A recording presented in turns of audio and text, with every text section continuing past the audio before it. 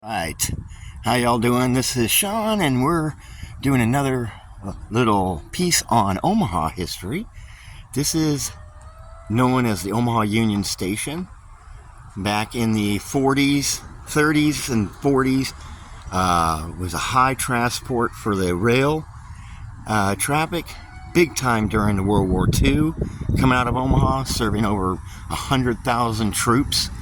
It closed in the late 60s, and there's actually an exact identical version of this behind it.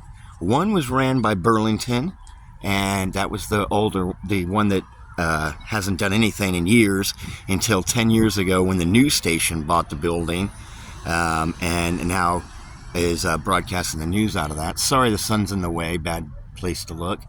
This one here was the UP side, and UP bought it all up.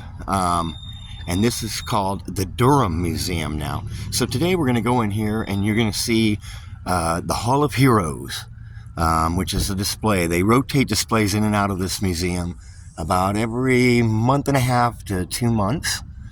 So we get about 6 displays a year. And then there's also the old area where there's an old rail car set up and everything. So you get to see that. And let's just go and take a look and see what it's all about. And I'm not going to read all this, but you can pause the video here and read about the historic landmark on this building.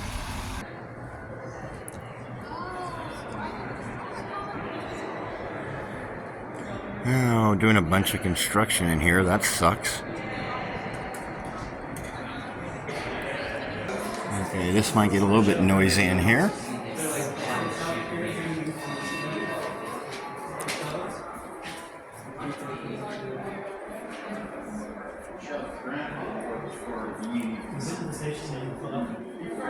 This is ceiling tiles from the Union Station. They're doing a project to restore it, and it's actually going to be done in about 6 or 4 months, so that's pretty cool. This is an old train guy's uniform. And if you look at the picture here, that's what it looked like back in the 40s, from 1931 to 1943. And as you can see, it's a bigger picture back here, more lifelike. And that's where they were coming in. And it looks pretty much identical today. Well, without all the construction going on. Pretty awesome, though. This is just some history of the museum. They moved this statue in here. Normally these are outside. They actually have statues of people and people sitting on benches and stuff to kind of show what it was like. And actually, normally it's not very busy in here. And this is the old rail car dining area. Pretty awesome, huh? And this soda fountain that you see in this picture is still being serviced today, almost identical. We'll check that out at the end. And that's how it used to look. And to be honest, all that track and stuff is still back there. Union Pacific took over all the Burlington train and all those trains. There was like 3 trains here because we were a huge cattle industry here. And most people don't realize that.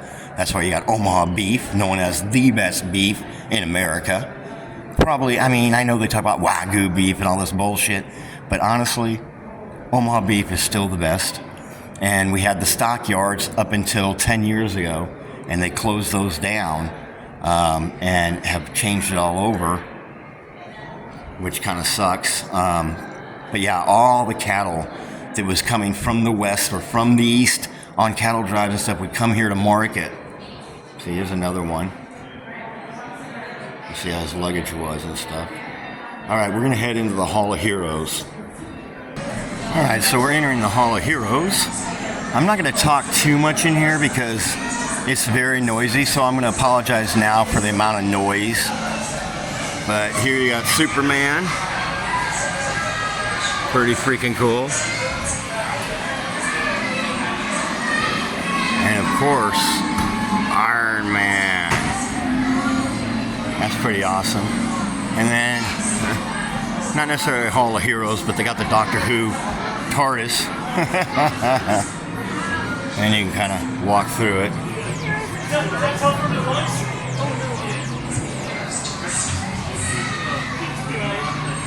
Pretty awesome. They got a little stop motion movie thing, but everybody's messing around on that. And here you go. Black Panther. Pretty awesome.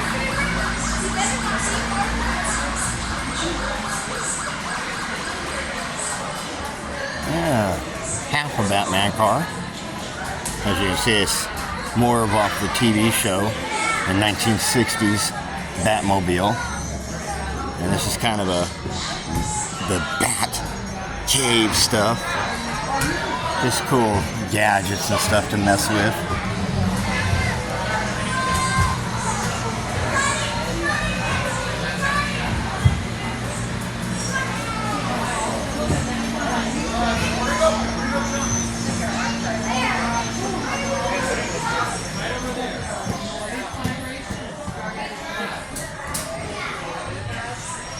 And Wonder Woman.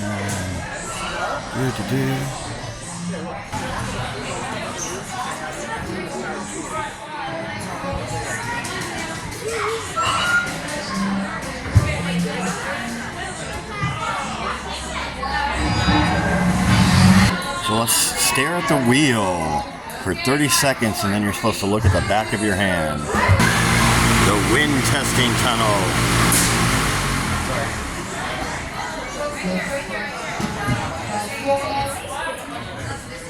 And this is an exhibit from the Bronze Age, 1970 to 1985.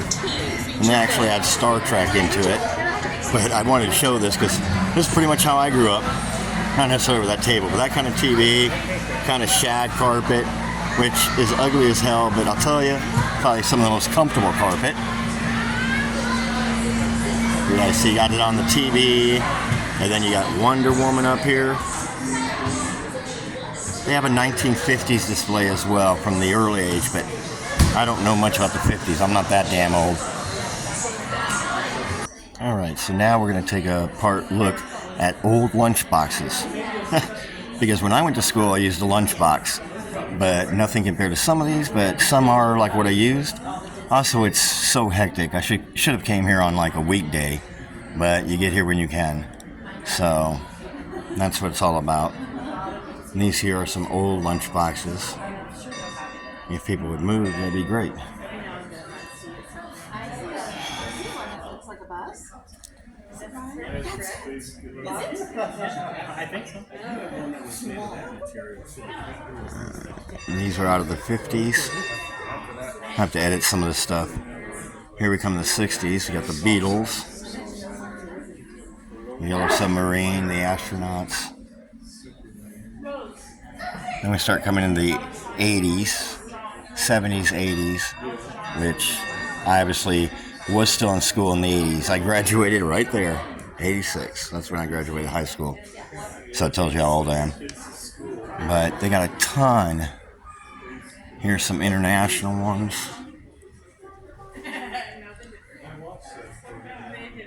And then these are vinyl. Never had a vinyl one. Plastic.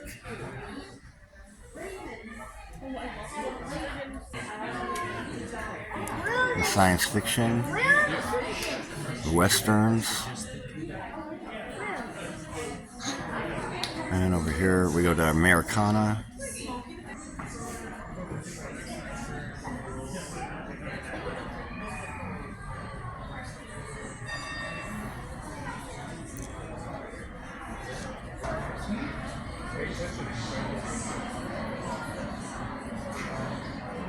I'm coming back to the earliest lunch boxes. You can look through all those. I'm not going to sit here, like I said, and talk. There's too many people. But I wanted to scan them, so if you need to stop the video at any time to look at what's on the wall. Definitely it started off, like I said, the 60s, 70s, 80s, then went into westerns, popular TV shows, the vinyl versus the plastic, and so forth. These are some earliest ones. This is from 1907, 1908, and 1914. They sent kids to school promoting smoking. Okay, that's pretty bad. And then these are the 30s, which, to be honest, I had lunch boxes and stuff. You know, and the trick is to always have the thermos. See how it says thermos? Because a lunchbox without the thermos ain't worth crap. And of course, that's the first thing everybody loses. This is 1935. They finally put some Mickey on here. They marked the date on it.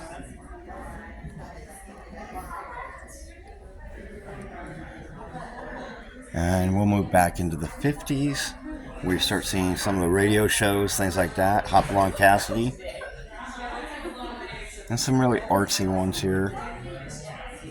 This is from the 50s. And from there, we had started and already went through a lot of these. But let's go ahead and look at the train. This is a classic engine, steam engine, from the Union Pacific, which still operates today out of Omaha. Omaha is the main hub for Union Pacific. It used to be the main hub for cattle.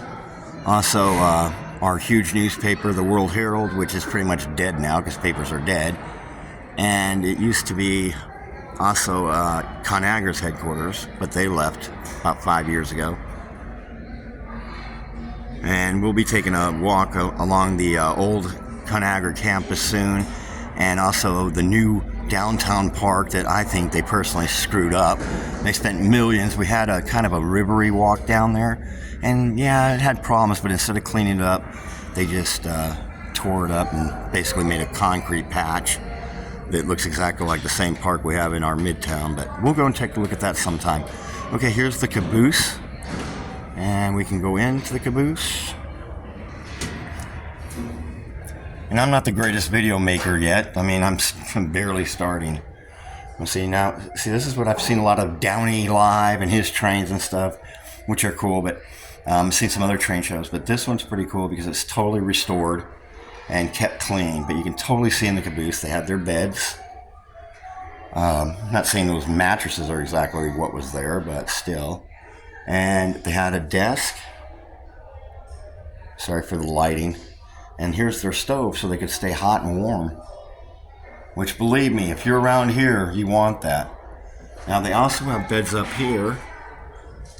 See, I'm assuming that there wasn't just the caboose guy, because you didn't need more than one or two caboose guys. Maybe on a long train you did, but I think some of these were for the rest of the staff. And these are the lockers. And they had a sink.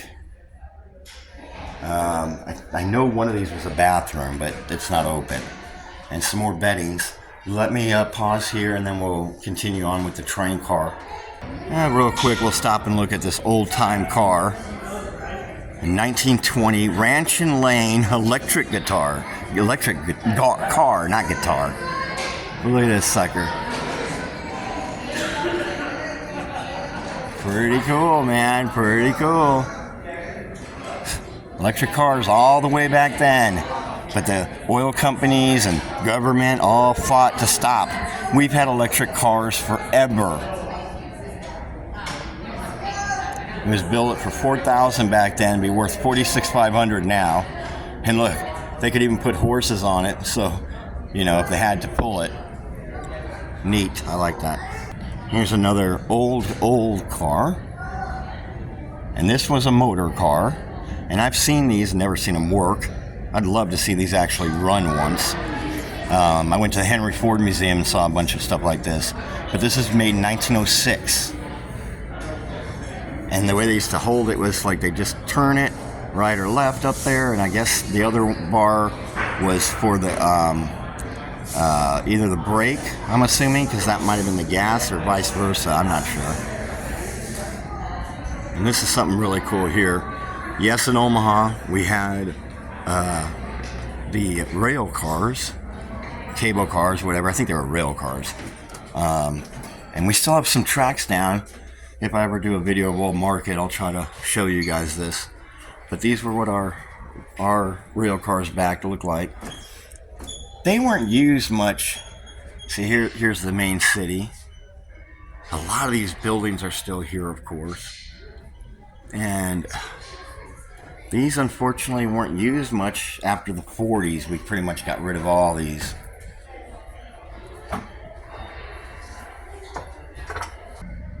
Here we got some more cars. I'm going to guess this is probably 30s, but let's see if I'm right. Ooh, I was good. 1927 and 1931. The Model A. Pretty much the most common car ever made. And here's an old truck that they had. Hey, you know what's funny? They put that Beacons van in storage. Very popular company in Omaha, but notice this says 91, so this was not their truck. They might have bought the truck, but look at that big chain. That's crazy. Sorry, I'm rushing things because there's so many kids here, and that's my fault. Like I said, I should have came here on a weekday. A lot less people. It's another old truck. And yeah, this one little girl just running everywhere. 1932. Now we're going to head into the actual train cars.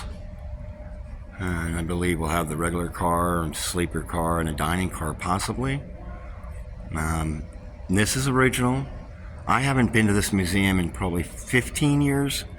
And this has been around since the museum was put up 30 years ago, and it's been here, and it's awesome. This is a Pullman car, and I'm going to try to keep pausing video and stuff because my videos tend to be a lot longer than the norm. They want you to do, 15 minutes? And mine tend to all be over 30. Okay, no, this is a dining area. Look at that.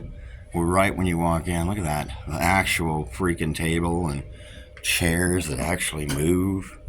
Isn't that crazy? Even on trains today, you don't see this. And I've seen, like I said, I watched Downey Live and all that. Love his videos. And some of those trains are pretty cool.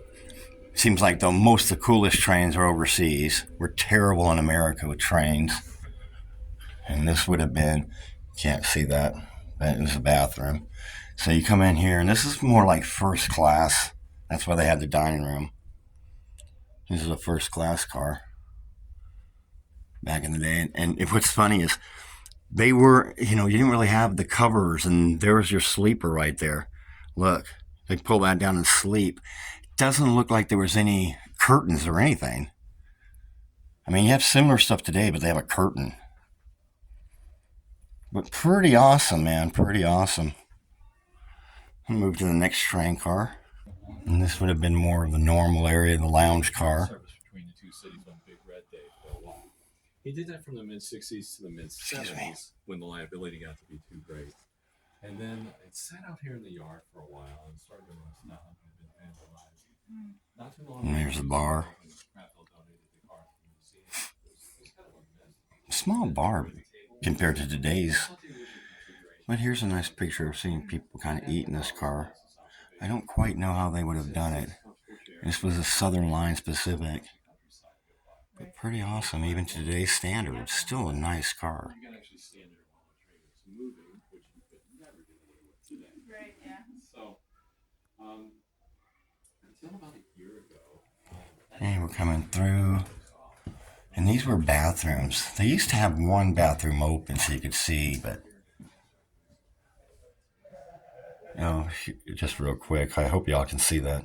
This room here would have been a traveling barber. I don't think you see that on trains anymore.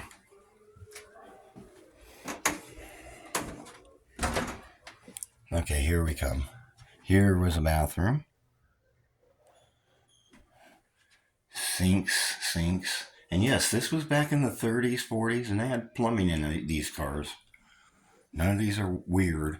There's the blades, throw away your blades. A lot of people may not know, but we used to open a razor and put a blade in there. Personally, I've never had to do that. I've seen them with my dad and stuff, but now you had another bathroom over here.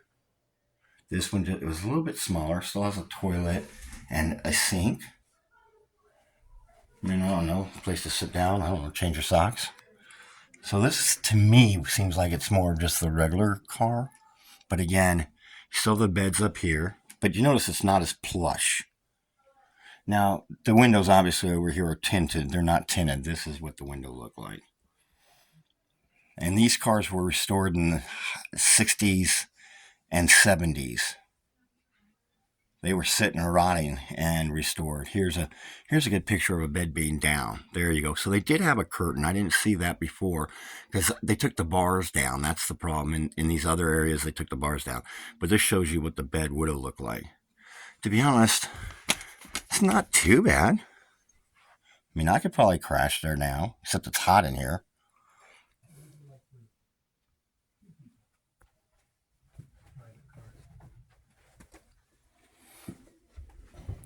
Now here's your first private car.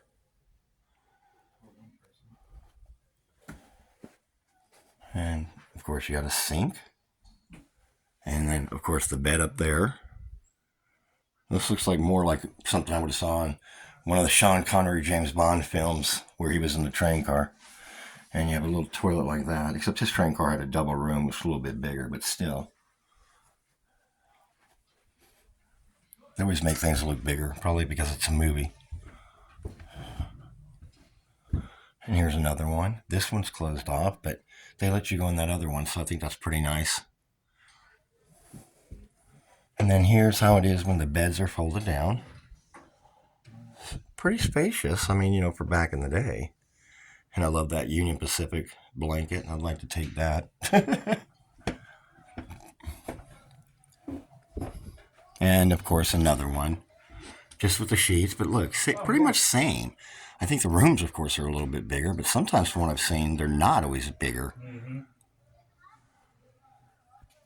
And this was a one-person room, so it's still solo, and they have a door to close and everything, so they get privacy, so probably not paying as much as the double room, but more than the front part of the car. No bathroom. And then this is what it looks like when they would be sitting in the car. And of course they have a little table, which that might be the toilet. I don't know. But I know this is a sink over here. Pretty nice. And they even have a shoe locker. Okay, continuing on. And all of these are still the same thing. And then here, you can go inside. It's not lit up.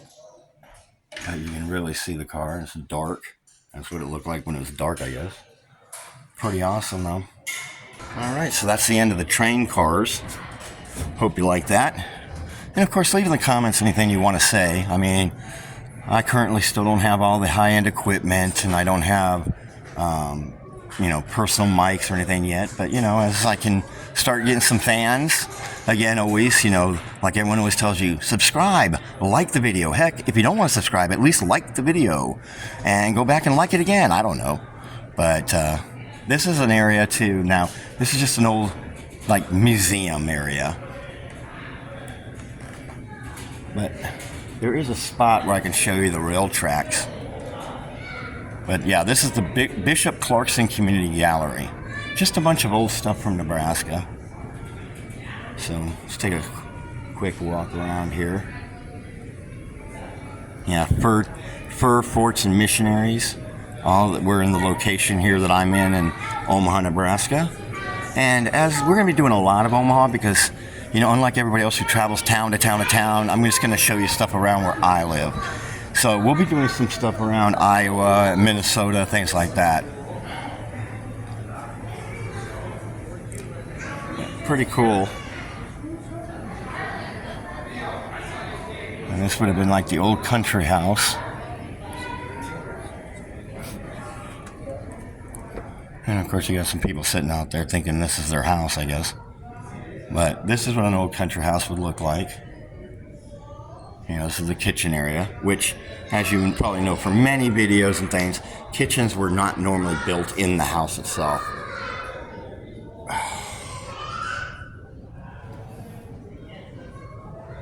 And then this would have been representative. Obviously, it's just what it was like. This is the second floor in this type of house. In Omaha, it was very common to have, of course, the shotgun houses, but then a lot of the families had the two-story houses. If you refer to my other video of the Jocelyn, you'll see the areas outside the Jocelyn of homes, because that whole area was a big, lot or whatever that they owned. But around the, 40s, it became regular housing. And of course, 30s, 40s, we went to the 2 stories and things like that. This shot's called The Family Gathers, and it's based on the 20s and 30s of sitting in the living room, which, to be honest, that pretty much carried through even my life. And as you can see, you actually started getting electric stoves and the ice box. Those are not electric. Those were, you put ice in them and you kept your stuff frozen or cold still. And of course, the modern technology for the home started coming. You have your wash day and your electric sewing machines, and of course the radio, old-time radio. This is kind of off the cuff for this video because it was more about the Hall of Heroes and the trains. So I'm not going to do too much more in here, but I just kind of thought I'd show you this. This museum's pretty huge. Now, of course, the area we were just in was added on. What you had saw when I even went through the train was an actual track that people got picked up on. And you can see it from up here. You can still see it if you look really close. See, it's still got the railway. Of course, they've taken down all the track A, track B, and all that stuff. But let me bend down here. Can't get a really good look. See if I can get a better angle. Here you go. Okay, so this was a train yard. Still here. To this day, as you can see over there, trains still use it, Union Pacific. And you see over there, that was the second station. Much smaller, but was used, and that was the Burlington station. And you can see the number 7 up there. That is because it is the Channel 7 News. But again, this bottom piece was not formed until later years to put the museum stuff in. I cut a lot of it out because this video had gone forever. And I don't want another 2-part video. Well, this is what the building normally looks like if all the stuff wasn't in there. This was a ballroom that they had. And even though it was a train station, they used to have events in here. And that's the ceiling that they're fixing right now over in the construction area. We're going to walk out of here and end up in the soda fountain. And this is an original soda fountain that was here. So people could come out the trains, get their food, and so forth. It's totally busy right now. But yeah, this was it. They'd come in here. And they would order and then eat over here. Alright, well that's going to do it for this video. Hope you enjoyed it. And we'll figure out what we're going to be doing next week. Bye.